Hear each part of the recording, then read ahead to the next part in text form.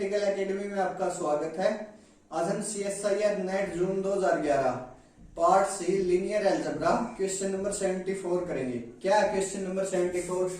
Late T be a linear transformation on the real vector space Rn over R such that t square equal to lambda t for some lambda belonging to R. Then these are the options. क्या बोल रहा है?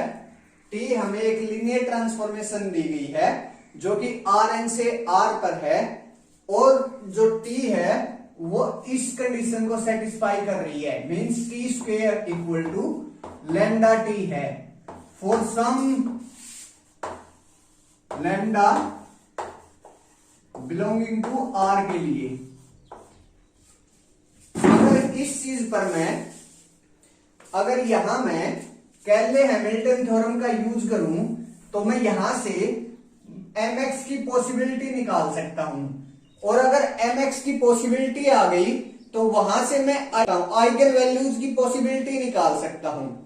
ठीक है, तो मैं यहां से कैले हैमिल्टन थ्योरम का यूज करके पॉसिबिलिटी ऑफ आइगन वैल्यूज निकाल रहा हूं। पहले वो क्या होंगी? T square minus lambda T equal to 0 which implies t common निकाल लिया, t into t minus lambda equal to 0 which implies 0 and lambda are possible eigenvalues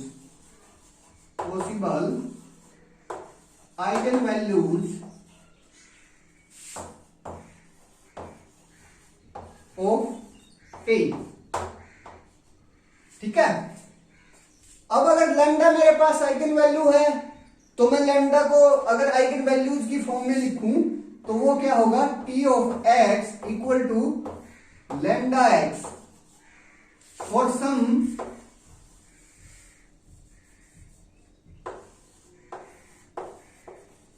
x not equal to 0 के लिए। अगर लैम्डा आइगन वैल्यू है तो मेरे पास ये चीज होल्ड करेगी कि T of x equal to lambda x for some x not equal to 0 vector के लिए। ठीक है, ये चीज मेरे पास होल्ड करेगी। यही तो आइगन वैल्यूज और आइगन वैल्यूज की जो डेफिनेशन होती है वो यही तो होती है कि हमें एक ऐसा वेक्टर मिल जाए जिस पर हम टी अप्लाई करें तो वो लैम्डा इंटू एक्स हमें गिवन कर दे, हमें दे दे। तो लैम्डा जो है वो आइगन वैल्यू हो जाएगी और जो एक्स है वो लैम्डा के कोरस्पॉन्डिंग आइगन वेक्टर हो जाएगा। ठीक है, मेरे पास ये आ गया, यहां से मैंने इसको इक्वेशन नंबर 1 बोल दिया। अब हम ऑप्शंस पर आते हैं। ऑप्शन ए कह रहा है norm of T x equal to mod of lambda norm of x for all x belonging to R n. Means जो नॉर्म है टी एक्स का वो mod of alpha norm of x के बराबर होगा।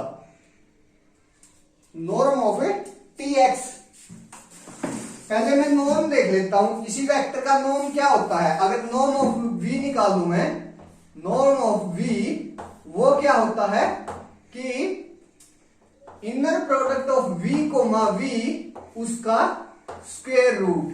अगर मैं यहां से नॉर्म ऑफ v स्क्वायर करता हूं तो वो क्या हो जाएगा? Inner product of v comma v। That's clear. मुझे या किसका नॉर्म निकालना है? टी ऑफ एक्स का। ये हमें डेफिनेशन पता चल गई नॉर्म की। अब हम नॉर्म ऑफ टी एक्स निकालेंगे। नॉर्म ऑफ टी एक्स वो क्या आएगा? Square root of inner product of T x comma T x. That's clear. ये पार्ट मेरे पास नॉर्म आ गया। Squaring both sides, squaring both sides. तो मेरे पास क्या आ जाता है? We get norm of T x, इसका जो स्क्वेयर है वो किसके बराबर आ जाता है? Square root inner product of T of x comma T of x के। अब यहां इक्वेशन नंबर 1 से टी ऑफ एक्स किसके बराबर है? लैम्डा एक्स के। अब मैं यहां टी ऑफ एक्स की जगह लैम्डा एक्स पुट कर देता हूं मैं, तो मेरे पास क्या आ जाता है, lambda x comma lambda x का इनर प्रोडक्ट। अब मैं इस लैम्डा को बाहर निकालता हूं। मेरे पास एक प्रॉपर्टी होती है, अगर मैं फर्स्ट पेयर से मैं लैम्डा को किसी कांस्टेंट को बाहर निकाल रहा हूं तो वो एज इट इज बाहर आ जाएगा, और लेकिन अगर मैं सेकंड पेयर से किसी भी कांस्टेंट को बाहर निकाल रहा हूं तो उसका कंजुगेट होकर बाहर आएगा। मींस यहां मैं अगर पेयर से कांस्टेंट को बाहर निकालता हूं तो वो एज इट इज आ जाता है। Means x comma lambda x. अब मैं अगर सेकंड पेयर से किसी कांस्टेंट को बाहर निकाल रहा हूं तो उसका कंजुगेट होकर मेरे पास बाहर आएगा।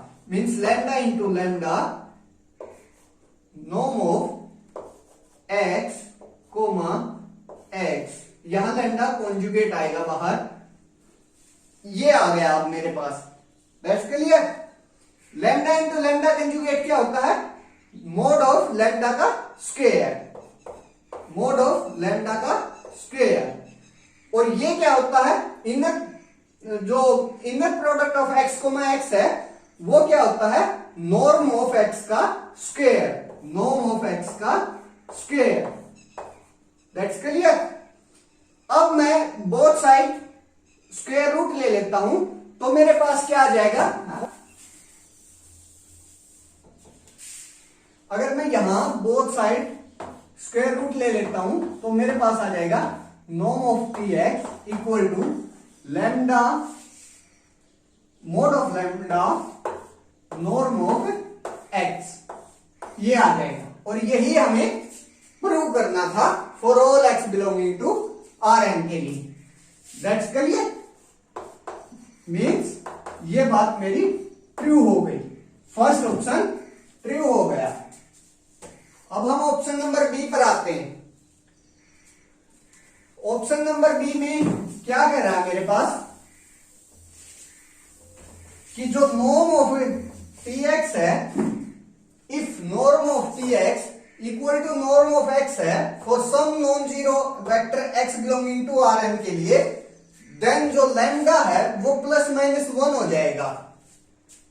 अगर मैं यहां इस चीज को जो फर्स्ट ऑप्शन में आया है उसके साथ कंपेयर करूं तो क्या है कि norm of T x equal to norm of x, और वहां से मेरे पास क्या आया है कि norm of T x equal to mod of lambda norm of x. यहां इसके मल्टीप्लाई में अगर 1 कर देता हूं यहां से, और जो ऑप्शन नंबर ए में आया है हमारे पास उससे कंपेयर करता हूं तो इससे मेरे पास mod of lambda equal to 1 आ जाएगा, mod of lambda equal to 1 आ जाएगा। यहां से अगर किसी रियल नंबर का मोड 1 के बराबर आ रहा है तो वो क्या होगा, या तो +1 होगा या फिर -1, means lambda equal to +-1, means option number B भी हमारा ट्रू हो गया, दैट्स क्लियर।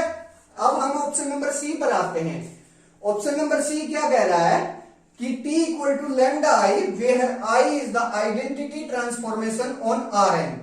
मीन्स अगर कोई t इस कंडीशन को सेटिस्फाई करती है कि T square equal to lambda T आ जाए for some lambda belonging to R के लिए, ठीक है, तो मेरे पास जो मैट्रिक्स टी है ना वो एक स्केलर मैट्रिक्स होगी। जो मैट्रिक्स टी है मेरे पास वो एक स्केलर मैट्रिक्स होगी, ये बात कह रहा है, ठीक है। लेकिन ऐसा होना तो कोई जरूरी नहीं है, मैं इसके लिए आपको एग्जांपल दे देता हूं। अगर मैं 2 2 2 2 अगर ये मैट्रिक्स लेता हूं, ठीक है, और इसका स्क्वायर करता हूं, मैंने A equal to this matrix ली, अब मैं इस मैट्रिक्स का स्क्वायर कर लेता हूं, वो क्या आ जाएगा मेरे पास,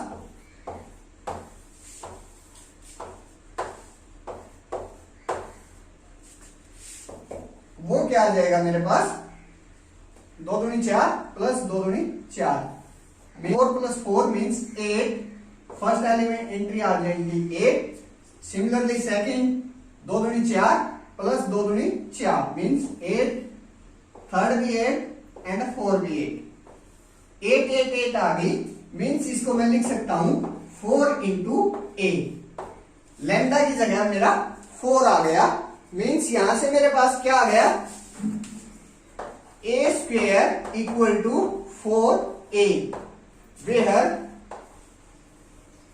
ए square equal to lambda A, where lambda equal to 4। मेरे पास यहां से ये आ गया, यहां से मैंने ये दिखा दिया कि कोई एक नॉन स्केलर मैट्रिक्स है जिसका स्क्वायर किसी लैम्डा ए के बराबर आ रहा है, जहां लैम्डा कुछ भी है, तो मेरा जो ऑप्शन नंबर सी है उसका जो कंक्लूजन है वो रॉन्ग हो गया। That's why option number C is wrong. अब हम ऑप्शन नंबर डी पर आते हैं। ऑप्शन नंबर डी क्या कह रहा है मेरे पास, if norm of T X strictly greater than norm of x for a non zero vector x belonging to R N then T is necessarily similar. Means अगर नॉर्म ऑफ टी एक्स है वो strictly greater than norm of X हो गया तो जो T है मेरे पास वो पक्का सिमिलर होगा। लेकिन ऐसा होना तो कोई जरूरी नहीं है। अगर मैं टी को 3003 लेता हूं, ठीक है, तो मेरे पास टी स्क्वेयर, यहां से T square equal to lambda T है, तो टी स्क्वेयर करता हूं तो वो क्या आ जाएगा मेरे पास 9009, ठीक है, जो कि मेरे पास क्या हो गया 3t। अब मैं अगर लैम्डा की जगह यहां जो लैम्डा की जगह है वो क्या है 3, मीन्स अगर T of x equal to lambda x, ठीक है, जो जहां लैम्डा की जगह क्या है 3 है, इस इक्वेशन में इस चीज को पुट करूं तो मेरे पास क्या आता है T of x equal to 3x। That's clear. इस कंडीशन को मैंने इस इक्वेशन में पुट कर दिया। ये क्या थी मेरे पास T of x equal to lambda x for any non zero X, means जहां लैम्डा एक आइगन वैल्यू बन रही थी, यहां भी सिमिलरली मैंने जो गिवन कंडीशन है उसमें से T of x equal to lambda x put कर दिया मैंने, ठीक है, तो T of x equal to 3x आ गया। अब यहां नॉर्म ऑफ टी एक्स क्या आएगा मेरे पास, नॉर्म ऑफ टी एक्स क्या आ जाएगा मेरे पास mod of 3 norm of X, ठीक है, ये आ जाएगा मेरे पास नॉर्म ऑफ टी एक्स क्या आ जाएगा mod of 3 norm of x equal to 3 norm of X, जो कि हमेशा strictly greater than norm of X से होगा। That's clear.